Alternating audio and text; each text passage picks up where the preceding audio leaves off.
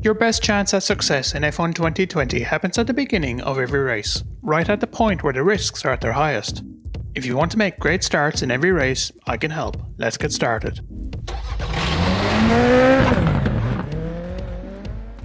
Hey everyone, hope you're all doing well today. My name is PJ and today we are looking at how to get a good start in F1 2020. I'll be covering the 3 phases of a good start: your launch off the line, your plan into turn 1, and what happens next. If you're new to this channel and want to get good at F1 2020 and other racing games, subscribe to get new guides as they release.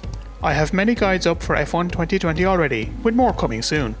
Also, if you ever have questions about F1 2020 or want to hang out with a good community, I stream on Twitch every Friday. You'll find the link in the description, but for now, let's get going. In F1 2020, there are multiple race settings that affect the way you start a Grand Prix. Automatic starts are the easier option, where you do not need to worry about complex topics such as jump starts and anti-stall. You simply hold the throttle, watch the lights, and away you go. Manual starts require more finesse and concentration, but you can make big gains whenever you get them right. Finally, the casual race style is worth mentioning here. When you have the casual race style selected, race starts are automatic, as are your gear changes. You will also have traction control locked on, making race starts incredibly easy. As the greatest gains can be made by mastering manual starts, let's go over this in detail.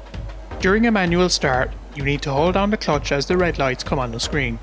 Once the red lights are gone, release the clutch and start moving. If you release the clutch too early, you will perform a jump start. This gives you a huge advantage over other cars off the line, but you will have to serve a penalty, so it is not worth the risk. If you release the clutch too late, the other cars will get the jump on you, and you may lose positions before you get to turn 1. Time it right though, and you are the one that gets to jump on your rivals, and have opportunities to gain positions immediately. While you are holding the clutch for a manual start, you will also need to keep an eye on the rev meter, so that your car delivers the right amount of power when you get off the line. Keep an eye on the numbers on your display, and aim for around 10 to 11,000 RPM.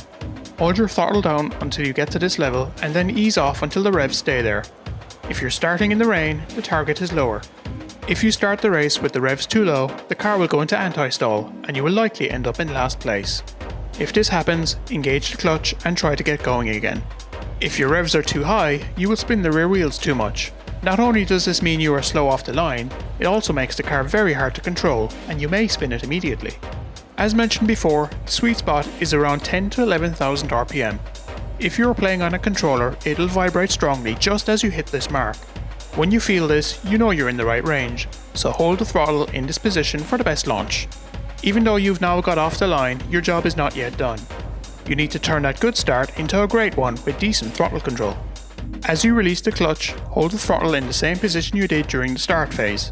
The revs will slowly decrease until the rear wheels start to bite and propel you forward. When you feel this, gradually increase the throttle until you're flat out. Mastering the start phase takes time and practice, but will give you an enormous advantage when you perfect it, especially in online multiplayer. We now know how to get a great launch, and it's time to convert it into multiple overtakes. Before we get to turn 1, we can line up passes on the straight, and maybe pass a car or two already depending on what track we're on. As soon as you can, set your fuel mix to rich and press the overtake button. This will give you maximum power. If you have time, do this when you're on the grid, but if not, make the switch as soon as you start moving. The first corner of a Grand Prix is the most dangerous in the entire race, as all 20 cars are fighting for position. This is also where opportunities open up for those who spot them quickly, get themselves into the right position, and take calculated risks. The first thing you need to know about turn 1 is that there are multiple lanes cars will slot into or switch between. The car on the inside lane will have a shorter distance to travel, but takes the corner at a lower speed. The car on the outside lane will have a wider turn to make, but depending on the track can take it at a higher speed. If you are side by side with another car, the safest approach is to stick to your lane and not cut across, causing a crash. If you see a gap ahead of you, especially on the inside, and you can safely take it, go for that lane and get alongside the other car. This is your best opportunity to pass. One more thing to consider is when you brake.